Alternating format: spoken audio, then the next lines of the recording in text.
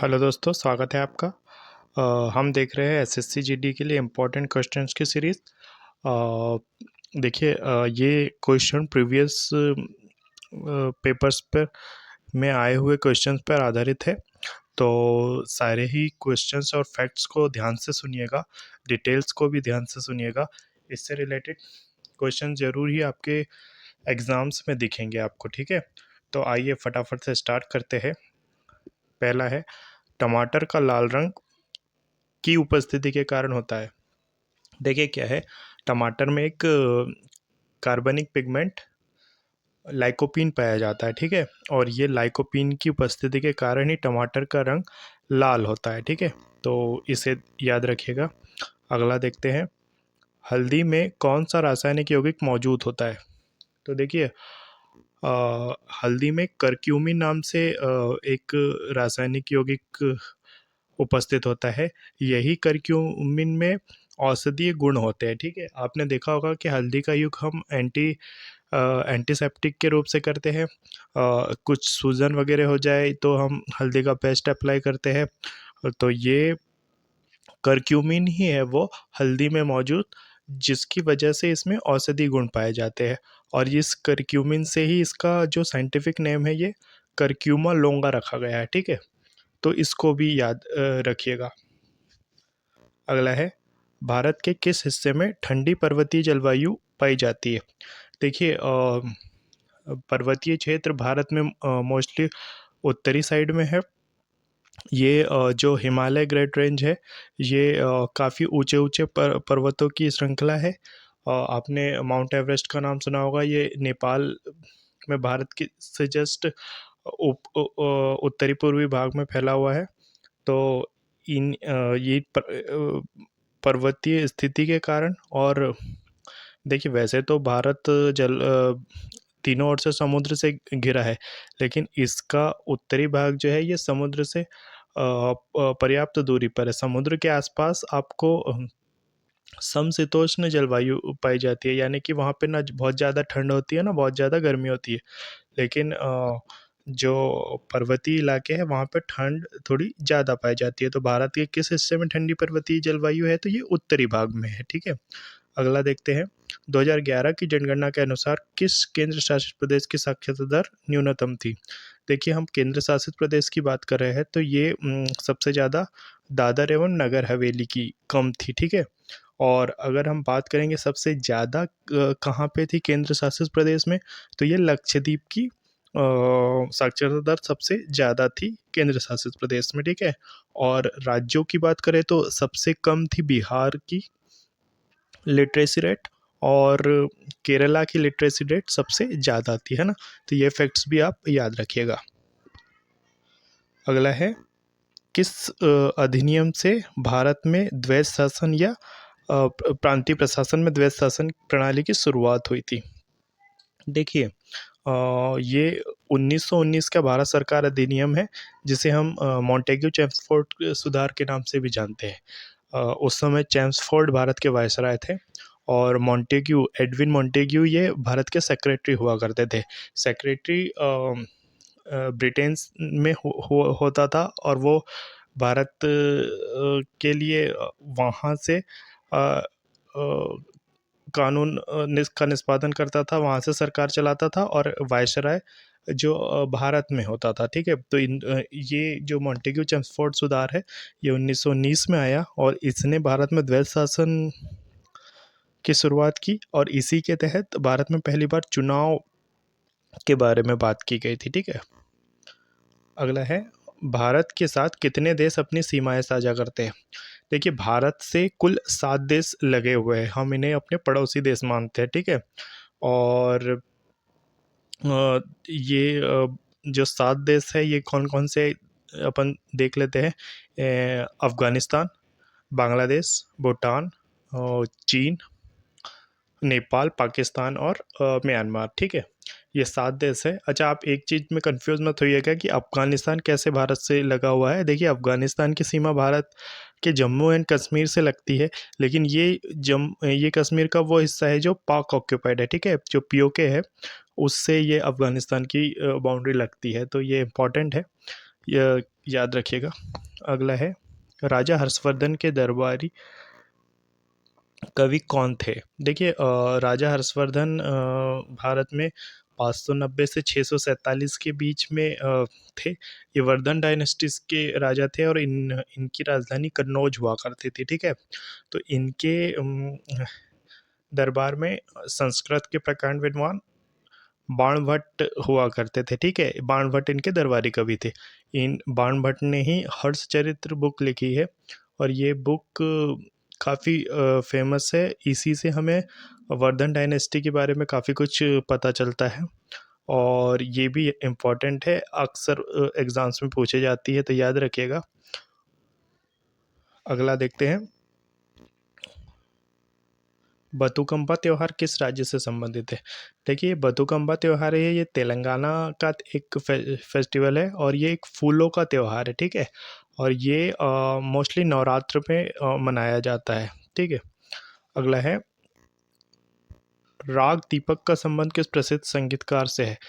ये देखिए, ये तानसेन गाया करते थे राग दीपक। आपने सुना होगा कि जब तानसेन राग लगाते थे तो दिए जल उठते थे, इस टाइप से, है ना।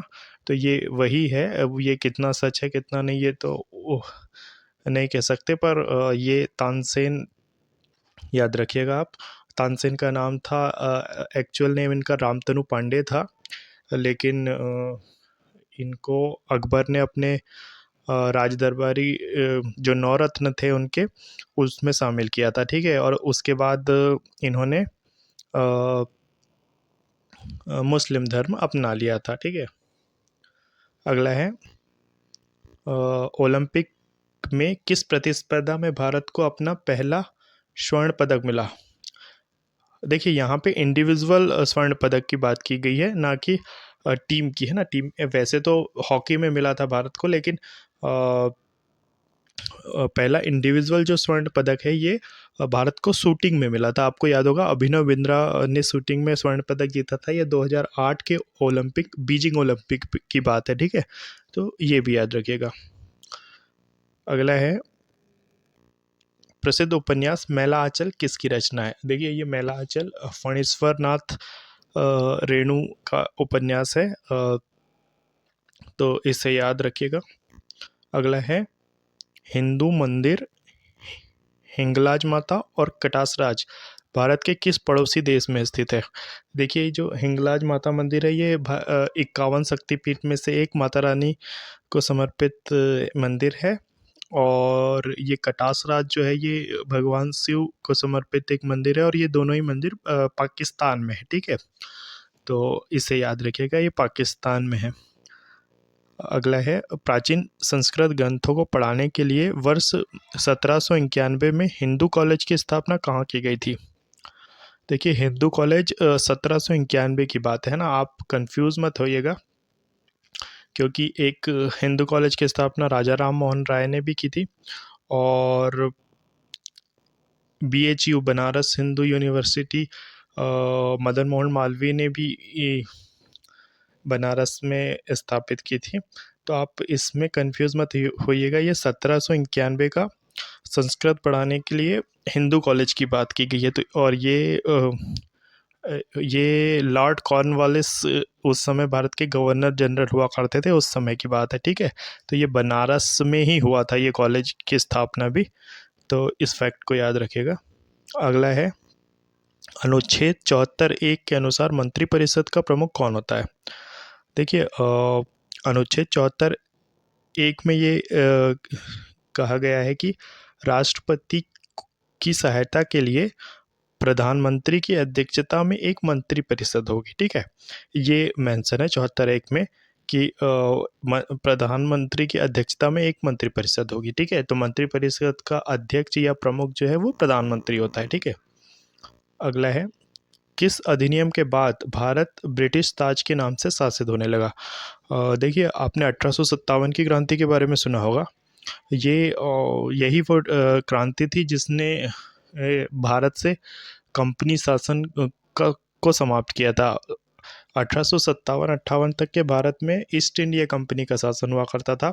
ब्रिटिश सरकार डायरेक्टली यहाँ पर रूल नहीं करती थी, लेकिन 1857 में भारी असंतोष फैला। 1857 की क्रांति काफ़ी व्यापक पैमाने पर लड़ी गई थी। भारत के हर हिस्से से लोगों ने इसमें पार्टिसिपेट किया था। तो जब ये जब ब्रिटिश सरकार को ये चीज़ समझ में आई कि अब ये कंपनी से नहीं संभल रही है भारत की सत्ता, तो उन्होंने 1858 में भारत सरकार अधिनियम 1858 के तहत कंपनी शासन को समाप्त कर दिया। ईस्ट इंडिया कंपनी का रूल यहाँ से ख़त्म हो गया और उन्होंने अपने गवर्नर जनरल का रूल हटाते हुए भारत में वायसराय अपॉइंट किया, ठीक है। और ये वायसराय फिर भारत में शासन करने लगे, ठीक है।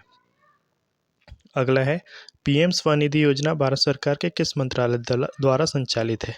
देखिए, ये पीएम स्वनिधि जो है ये स्ट्रीट वेंडर आत्मनिर्भर योजना है।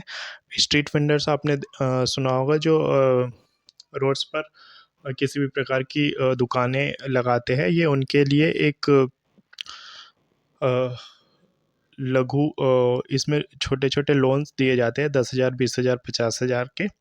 तो ये भारत के मौआ, जो आपने सुना होगा, आवास एवं शहरी कार्य मंत्रालय, उनके द्वारा संचालित है, ठीक है। और इसकी शुरुआत हुई थी जून 2020 से, ठीक है। तो ये भी एक फैक्ट याद रखिएगा। अगला है फरवरी 1947 में लॉर्ड वेवेल के स्थान पर भारत का वायसराय किसे नियुक्त किया गया। देखिए, 1946-47 तक के सरकार ब्रिटिश सरकार को ये पता चल गया था कि अब उनका भारत से क्विट करने का टाइम आ चुका है। तो उन्होंने भारत को आज़ाद करने के लिए लॉर्ड माउंटबेटन को भेजा था फरवरी 1947 में, ठीक है। और ये लॉर्ड माउंटबेटन ही 3 जून 1947 को माउंटबेटन योजना लाते हैं, जिसमें कि ये मेंशन था कि भारत स्वतंत्र होगा और भारत को 2 अलग अलग संघों, भारत और पाकिस्तान में विभाजित किया जाएगा, ठीक है। और इसी से आगे चल के फिर 15 अगस्त को भारत स्वतंत्र हुआ, ठीक है। और एक चीज़ और याद रखिएगा, जो स्वतंत्र भारत के पहले वायसराय थे ये भी लॉर्ड माउंटबेटन ही थे, ठीक है। और जो स्वतंत्र भारत के पहले भारतीय वायसराय थे वो सी राजगोपालाचारी थे, ठीक है। तो ये फैक्ट्स भी याद रखिएगा, ये आ सकते हैं। अगला है कवल वन्य जीव अभ्यारण्य किस राज्य में स्थित है। देखिए, ये कवल वन्य जीव अभ्यारण्य तेलंगाना में है, ठीक है। ताजमहल का निर्माण किसने करवाया था। ताजमहल का निर्माण शाहजहां ने करवाया था अपनी वाइफ मुमताज महल की याद में, ठीक है। इसको लगभग 20-22 साल लगे थे ताजमहल को बनने में। और ये ताजमहल जो है ये मुमताज़ का मकबरा है, ठीक है। और एक चीज़ और याद रखिएगा इसमें कि अहमद लाहौरी इसके वास्तुकार थे, ठीक है। मतलब जिन्होंने बनाया था ये ताजमहल, ये अहमद लाहौरी थे, ठीक है। ये भी एक फैक्ट पूछता है।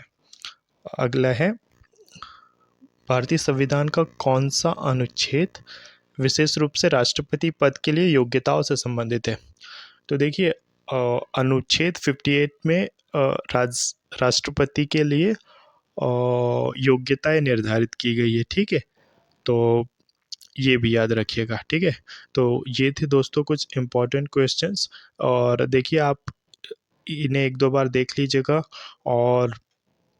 और भी चैनल पर कुछ वीडियोस अपलोडेड है, previous year PYQ based series है दोस्तों, और ये मोस्ट एक्सपेक्टेड है। और तो आशा करते हैं कि ये सब देख के आपका थोड़ा सा कॉन्फिडेंस बूस्ट होगा और आपकी थोड़ी हेल्प होगी एग्ज़ाम में, आपको अच्छा परफॉर्म कर पाएंगे, ठीक है दोस्तों। तो आज के लिए इतना ही।